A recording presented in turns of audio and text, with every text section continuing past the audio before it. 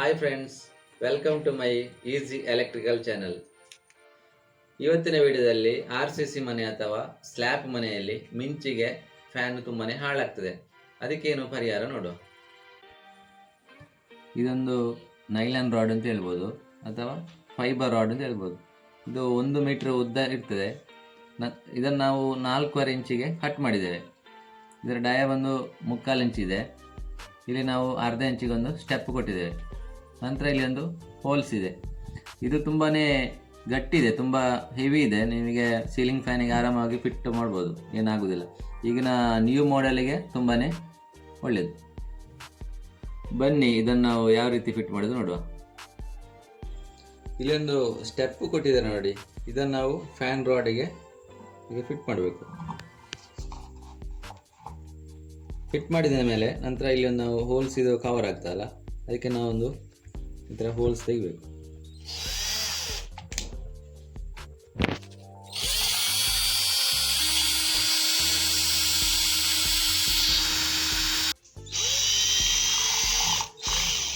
Holes ಮಾಡಿ ಆಯಿತು. ನಂತರ ಇಲ್ಲಿಗೆ ಒಂದು ಬೋಲ್ಟ್ ನೆಟ್ ಫಿಟ್ ಮಾಡುವ. ನಾವು ಇದಕ್ಕೆ ಬೋಲ್ಟ್ ನೆಟ್ ಸೆಟ್ ಮಾಡುವ.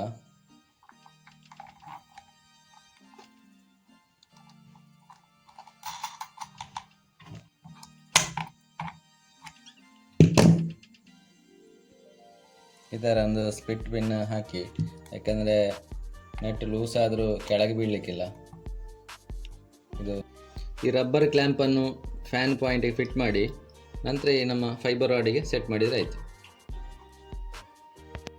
ಫೈಬರ್ ರಾಡನ್ನು ನಾನು ಸೀಲಿಂಗ್ ಫ್ಯಾನಿಗೆ ಫಿಟ್ ಮಾಡಿದ್ದೇನೆ ನೋಡಿ. ಅದು ಫಿಟ್ ಆದ ಮೇಲೆ ಈ ರೀತಿ ಕಾಣ್ತದೆ.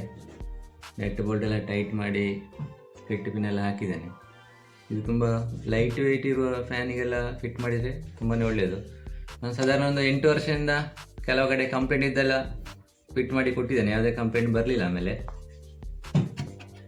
ನೀವು ಕೂಡ ಈ ಥರ ಟ್ರೈ ಮಾಡ್ಬೋದು.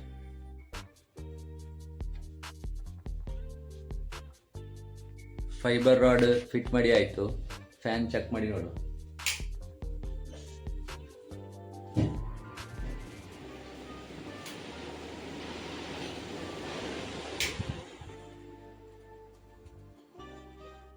ಇನ್ಫಾರ್ಮೇಟಿವ್ ವಿಡಿಯೋಗಾಗಿ ನನ್ನ ಚಾನಲನ್ನು ಸಬ್ಸ್ಕ್ರೈಬ್ ಮಾಡಿ.